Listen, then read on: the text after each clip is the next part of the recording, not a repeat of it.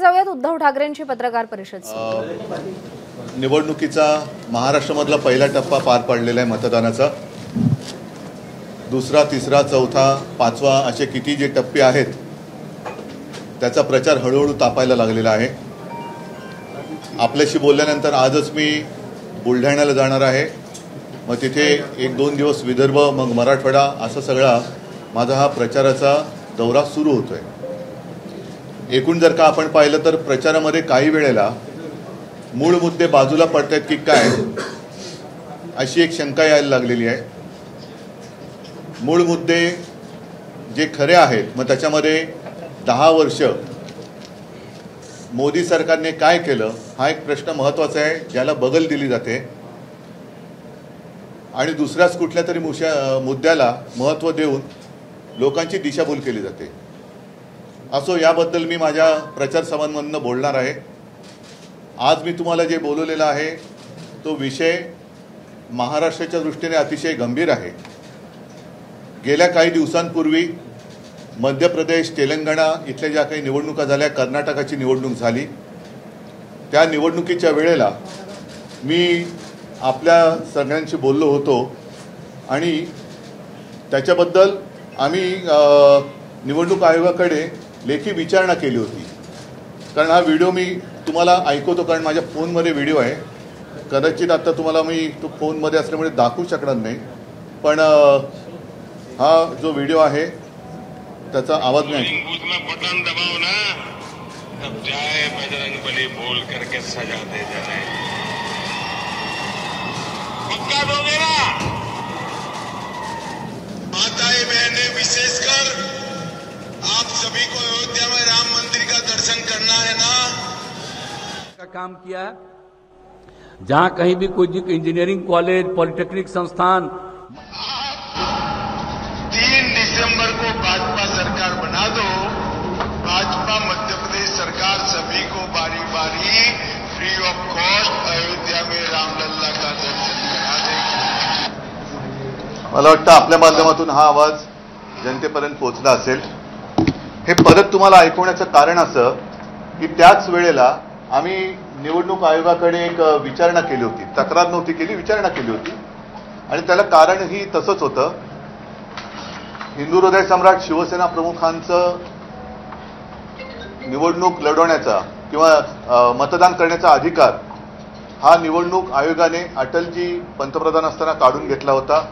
त्यांना 6 वर्ष निवडणूक लढवायला देखील बंदी केली होती। याचं कारण त्या काळात त्यांनी हिंदुत्वाचा प्रचार केला असा त्यांच्यावरती करप्ट प्रॅक्टिस असा ठपका ठेवून हा निर्णय घेतला होता। आणि मग त्या निर्णयाच्या पार्श्वभूमीवरती हे जे आपले पंतप्रधान आणि आपले गृहमंत्री उघड धार्मिक प्रचार करतायत, हा प्रचार आम्ही निवडणूक आयोगाला पत्र लिहून विचारणा केली होती की अशी काही आपण यांना सूट दिलेली आहे का, किंवा निवडणुकीच्या कायद्यामध्ये काही बदल केला आहे का, की पूर्वी हा आमचा अनुभव आम्हाला आल्यानंतर आज तर देशाचे पंतप्रधान आणि गृहमंत्री बजरंगबली की जय बोलून बटन दाबा सांगतायत। अगदी कचा नाही बोलले तरी बटन दाबा बोलतायत। अमित शहा, तुम्ही आमचं सरकार आणल्यानंतर रामलल्लाचं दर्शन मोफत करू असं आश्वासन देत आहेत। हा निवडणूक आचारसंहितेमध्ये मान्य केले गेलेला नियम आहे, त्याच्यात बदल केलाय का हे आम्हाला पाहिजे होतं। त्याच्याबद्दल परत एकदा स्मरणपत्र देऊनही निवडणूक आयोगाकडनं आम्हाला काही उत्तर आलं नाही आणि आम्ही त्यांना असं म्हटलं होतं की तुम्ही एकतर उत्तर द्या आणि उत्तर दिलं नाही तर मात्र तुम्ही हा नियम बदललाय असं गृहीत धरून आम्ही देखील जर का उद्या असा प्रचार केला तर आमच्यावरती तुम्हाला कारवाई करता येणार नाही, अन्यथा जर तसा नियम बदलला नसेल तर यांच्यावरती काय कारवाई केली ते आम्हाला सांगा। आता आज हा विषय पुन्हा काढण्याचं कारण असं की गेल्याच आठवड्यामध्ये आमची निशाणी आता बदललेली आहे। शिवसेना उद्धव बाळासाहेब ठाकरे या पक्षाची निशाणी आता मशाल आहे आणि साहजिकच आहे, निवडणूक म्हटल्यानंतर एक प्रेरणा गीत लागतं। अगदी त्याला प्रचाराचं गीत म्हणा अथवा नका म्हणू, पण एक प्रेरणा पाहिजे। जसं पूर्वीचं आमचं एक शिवसेनेचं गीत आहे, ते गीत गावागावात खेड्यापाड्यात आजही कोणताही कार्यक्रम असला तरी जनता आवडीने आणि उत्साहाने ते ऐकते, वाजवते, गाते. तसंच आम्ही मशाल गीत हे आपल्या माध्यमातून संपूर्ण महाराष्ट्रासमोर ठेवलं होतं. याची तुम्हाला आठवण आहे शिवसेना भवनमध्ये. ज्या वेळेला निवडणूक आयोगाकडे गीत गेलं तेव्हा निवडणूक आयोगाने आम्हाला काल पत्र लिहिलेलं आहे आणि त्यातले 2 शब्द त्यांनी काढायला लावलेले आहेत. आता हे शब्द कोणते आहेत तर त्याच्यामध्ये एक कडवं असं आहे की हिंदू हा तुझा धर्म, जाणून घे हे मर्म, जीवन कर त्यास तू बहाल. आता याच्यातला हिंदू धर्म हा शब्द त्यांनी काढायला लावलेला आहे. आमच्यावरती जे टीका करतात उद्धव ठाकरेंनी हिंदुत्व सोडलं ते राज्यकर्ते आहेत, त्यांच्या हाताखाली हा निवडणूक आयोग काम करतो. आता त्यांनी सांगावं हिंदू धर्म काढायला लावणं हे योग्य आहे का? कारण मला असं वाटतं की मनोहर जोशींची जी केस झाली होती सुप्रीम कोर्टात त्यामध्ये हिंदुत्व, हिंदू धर्म ह्याच्याबद्दलची व्याख्या ही स्पष्ट करण्यात आलेली आहे. आणि त्या पलीकडे जाऊन सांगतो की आम्ही कुठेही याच्यामध्ये हिंदू धर्माच्या आधारावरती मत नाही मागितलेलं. हिंदू धर्माच्या आधारावरती मत, आम्हाला हिंदू आहोत म्हणून मत द्या असं कुठे म्हटलेलं नाही. पण आम्ही हिंदुत्व सोडलं, आम्ही हिंदू धर्म सोडला हे आवई उठवणाऱ्यांनी आणि त्यांच्याकडचा चाकर असल्याप्रमाणे वागणाऱ्या निवडणूक आयोगाने याच्यावरती उत्तर द्यायला पाहिजे. आणि दुसरा महत्त्वाचा मुद्दा जो अत्यंत गंभीर आहे, हे 2 व्हिडिओ तुम्हाला मी मुद्दामून दाखवले. त्याच्यामध्ये आपले तत्कालीन पंतप्रधान, मी तत्कालीन म्हणतो कारण आता निवडणुकीमध्ये सगळं कार्य काळजीवाहू असतं, पंतप्रधान असं म्हणालेले आहेत की बजरंग बली की जय बोलून तुम्ही बटन दाबा. अमित शहा म्हणालेत की तुम्ही आम्हाला मत द्या, आम्ही तुम्हाला रामलल्लाचं दर्शन घडू. आम्ही सुद्धा राम भक्त आहोत, आम्ही सुद्धा हनुमान भक्त आहोत. महाराष्ट्राचा विचार केला तर महाराष्ट्रामध्ये आई तुळजाभवानी हे महाराष्ट्राचं कुलदैवत आहे. ज्या तुळजाभवानीने छत्रपती शिवाजी महाराजांना आशीर्वाद दिले. अगदी भवानी तलवारीची सुद्धा एक गोष्ट किंवा एक प्रसंग हा सगळ्यांच्या हृदयामध्ये कोरला गेलेला आहे. कधीही एखाद्या गोष्टीची सुरुवात करताना भवानी झाली काय, भवानी झाली काय असं आपण म्हणतो. आणि गेले कित्येक वर्ष जय भवानी जय शिवाजी ही घोषणा ही जनतेच्या हृदयामध्ये आहे. अगदी महाराष्ट्राच्या कडे कपारीत, काना कोपऱ्यात, गल्ली बोळात सगळीकडे जय भवानी जय शिवाजी ही घोषणा आहे. आणि मी आपल्याला आठवण करून देतो की निवडणूक आयोगाला आम्ही त्यावेळेला हेही सांगितलं होतं आपल्याच माध्यमातून की जर हे त्यांना तुम्ही परमिशन त्यांना देत असाल तर मग उद्या मी हर हर महादेव बोललो किंवा जय भवानी जय शिवाजी ते आम्ही बोलणारच, ते कोणी थांबवू शकत नाही. तर तुमचा आक्षेप असता कामा नये. आता ते गीत जे आम्ही तुमच्या माध्यमातून जनतेसमोर दिलं होतं त्या गीतामध्ये त्या गाण्याचा जोश एक वाढतोय आणि त्याच्यात बॅकग्राऊंडला ज्याला आपण कोरस म्हणतो किंवा बॅकग्राऊंड म्हणतो त्याच्यात जय भवानी जय शिवाजी ही घोषणा आहे. आणि त्या घोषणेमधल्या जय भवानी हा शब्द काढा हा निवडणूक आयोगाचा आम्हाला लेखी फतवा आलेला आहे. आम्ही कोणत्याही परिस्थितीत जय भवानी हा शब्द काढणार नाही.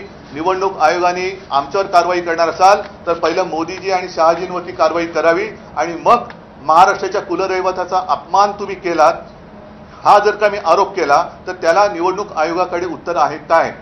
हा महाराष्ट्राच्या अस्मितेचा आणि दैवताचा अपमान आहे. आणि महाराष्ट्राबद्दल आकस या राज्यकर्त्यांच्या कृतीतून दिसतोय. पण महाराष्ट्राच्या कुलदैवताबद्दल एवढा द्वेष, एवढा आकस हा त्यांच्या नसानसांमध्ये ठासून भरला असेल याची आम्हाला कल्पना नव्हती. तुम्ही आम्हाला वैरी ठरवलं ठीक आहे, जनता बघून घेईल, पण महाराष्ट्राच्या दैवताचा सुद्धा उल्लेख करायचा नाही. जी आमची घोषणा आहे जय भवानी जय शिवाजी या घोषणेला सुद्धा तुम्ही जय भवानी हा शब्द काढायला लावताय. उद्या तुम्ही जय शिवाजी हा शब्द काढायला लावाल तर ही अशी हुकुमशाही पद्धत आम्ही काही स्वीकारणार नाही. आम्ही ह्याच्याबद्दल लढाई लढतो आहोत, लढणार आहोत आणि कोणत्याही परिस्थितीत जय भवानी हा शब्द आमच्या गीतातून काढला जाणार नाही, कोणत्याही परिस्थितीत नाही. निवडणूक आयोगाने जर आमच्यावरती कारवाई करायचं ठरवलं तर पहिले या दोघांवरती कारवाई त्यांना करावीच लागेल आणि नंतर मग आमच्या महाराष्ट्राच्या दैवताचा अपमान ते कसे करतात ते आम्ही बघू. सर ये हिंदी में एक बार बोल दीजिए जो आपने कहा. इतनी सारी बातें काल तुमच्या मुलाखतीतला एक मुद्दा नाही, मुलाखतीचा विषय सोडा. ये जो नोटिस आपको आई है ना, ये नोटिस किस पर्सपेक्टिव में आई है और आपने जो ठीक है, मैं सारी बातें बताने की कोशिश करता हूं. आपको शायद याद होगा कि कुछ दिन पहले जब मध्य प्रदेश के चुनाव चल रहे थे कर्नाटका के चल रहे थे, तेलंगाना के चल रहे थे, उस वक्त मोदी जी ने और शाह जी ने दो बातें कही थी प्रचार करते हुए। एक तो मोदी जी ने कहा था कर्नाटका में कि जब आप चुनाव के लिए मत देने के लिए जाएंगे तो बजरंगबली की जय बोलकर आप बटन दबाइए। और अमित शाह जी ने कहा था कि आपको रामलला का दर्शन चाहिए कि नहीं चाहिए, खर्चा होगा कि नहीं होगा, तो सारी जनता कहती है कि होगा। तो उन्होंने उनको आश्वस्त किया था। ये उनका प्रचार जब भाषण किया उसमें का मैंने आपको एक हिस्सा दिखाया कि आप अगर यहां भाजपा की सरकार बनाओगे तो आप सभी को रामलला का दर्शन हम फ्री में कराएंगे। और उसके बाद हमने चुनाव आयोग को एक खत लिखा था, वो खत आज भी मेरे हाथ में है। और उसमें हमने पूछा था कि जो बात मैं तो अन्याय कहता हूं लेकिन न्याय उन्होंने मेरे पिताजी के बारे में किया था, हिंदू हृदय सम्राट बाला साहब ठाकरे जी के बारे में। उनका तो मतदान करने का अधिकार छीना गया था 6 साल के लिए जब अटल जी प्रधानमंत्री थे, और उनको चुनाव लड़ने के लिए 6 साल के लिए पाबंदी लगाई थी। खैर वो तो कभी चुनाव नहीं लड़ना चाहते तो वो बात अलग है। लेकिन अब कुछ बदलाव उसमें आपने किया है क्या कि उस वक्त जो गुनाह माना जाता था उसमें आपने कुछ बदलाव कर कुछ चीजें लाई है क्या नहीं, तो हमें अवगत करें। और अगर नहीं करेंगे तो हम ऐसे मान लेंगे कि आपने बदलाव किया है, अन्यथा प्रधानमंत्री और देश के गृह मंत्री ऐसी बात नहीं कर सकते। तो खैर उसके बावजूद उन्होंने कुछ हमें उत्तर तो नहीं दिया। हमने एक स्मरण पत्र भी दिया, अब तक उत्तर नहीं आया। कल अचानक हमें एक इलेक्शन कमीशन से लेटर आ गया, लव लेटर जैसे। और कुछ दिन पहले, शायद 8-10 दिन पहले, हमने एक शिवसेना का नया गीत, क्योंकि अब हमारा चुनाव जो चिन्ह है उसमें हमने बदल किया है, अब तो मशाल आ गई है। तो मशाल के लिए हमने एक गीत बनवाया और आपके माध्यम से पूरी जनता को दे दिया। उसमें 2 शब्द उन्होंने कहा है कि आप निकालो। एक तो है हिंदू हा तुझा धर्म। तो हिंदू हा तुझा धर्म कहने में गलत क्या है? हमने हिंदू धर्म के आधार पर कोई वोट तो नहीं मांगे। और दूसरी बात जो है जिसके ऊपर मैं गुस्सा हो रहा हूं कि जय श्री राम हम भी कहते हैं, बजरंगबली की जय हम भी कहते हैं, लेकिन आज तक मैंने कभी भी, और हमारा जितना प्रचार साहित्य है उसमें कभी भी भगवान के नाम पे दे दे बाबा ऐसे हमने वोट नहीं मांगे। तो वैसे वोट बीजेपी मांग रही है, हमने तो उसमें वोट नहीं मांगे। लेकिन जो गीत है उसमें कोरस में जो महाराष्ट्र में हर जगह एक नारा लगता है, जय भवानी जय शिवाजी, वो नारा हमने लिया है। तो चुनाव आयोग ने कहा है कि उसमें से जय भवानी शब्द निकालो। आप कौन होते हो? भवानी माता हमारी कुलदेवता है, तो उसका स्मरण करना क्या गुनाह है? हमने ऐसे नहीं कहा कि जय भवानी कहकर आप वोट दे दो या भवानी माता की जय जो कहेंगे उसको वोट दे दो। तो ये हम कभी भी स्वीकार नहीं करेंगे। और अगर चुनाव आयोग हमारे ऊपर कार्रवाई करने की कोशिश करे तो हम कहेंगे पहले इन दोनों के पर करो और बाद में हमारे ऊपर करो। लेकिन महाराष्ट्र की जो कुलदेवता है भवानी माता, उसका उल्लेख हम तो जरूर करेंगे और उसका अपमान हम नहीं सहेंगे। ठीक है, कालचं झालं, कालचा विषय काल संपला।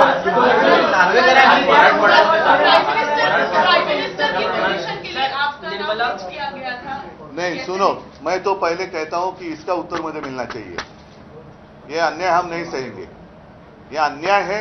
और जैसे पिछली बार भी मैंने कहा था कि एक लेटर हमें भी आया कि जितने हमारे नेता यहां से वहां प्रचार के लिए जाएंगे उनकी बैग खोलकर देखी जाएगी। जरूर खोलो, जरूर खोलो, लेकिन उस वक्त प्रधानमंत्री जी और गृह मंत्री जी की भी बैग खोलकर देखनी होगी। यहां भी जितने सारे लोग हैं और पूरे देश में जहां पर या तो गद्दार मुख्यमंत्री है वो भी प्रचार के लिए जाएंगे तो उसकी भी बैग खोलनी जरूरी है। सबकी बैग खोलो, फिर हमारी बैग खोलो। वित्त मंत्री निर्मला सीतारमण ने कहा है सीट्स है, उस पर आपको क्या माहौल दिख रहा है? नहीं ठीक है, मैं सुनो, बाकी अन्य विषयों के बारे में मैं फिर कभी आपके साथ बात करूंगा। लेकिन ये अहम मुद्दा है, हमारे भवानी माता का अपमान और उसका नाम नहीं लेना हम नहीं स्वीकार करेंगे। चुनाव आयोग को मैं कहता हूं हमारे ऊपर कार्रवाई करना चाहते हो तो करो, लेकिन ये भवानी माता का अपमान मतलब पूरे महाराष्ट्र की अस्मिता का अपमान है। छत्रपति शिवाजी महाराज की वो कुल देवता है और हम तो मानते हैं कि उन्हीं के आशीर्वाद से छत्रपति शिवाजी महाराज जी ने हिंदवी स्वराज्य की स्थापना की। तो चुनाव आयोग से मैं उत्तर मांग रहा हूं अगर हमारे ऊपर कार्रवाई आप करना चाहते हो तो पहले इन दोनों के ऊपर कार्रवाई क्या की ये बताइए, और फिर महाराष्ट्र की जनता को आप जवाब दो।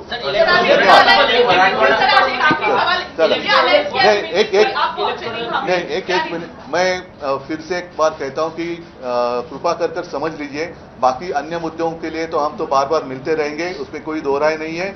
आज भी मेरी मीटिंग है, वहां भी मुझे जो कुछ कहना है कहूंगा, लेकिन ये मुद्दा महाराष्ट्र के लिए अहम है और ये नजरअंदाज हम नहीं कर सकते।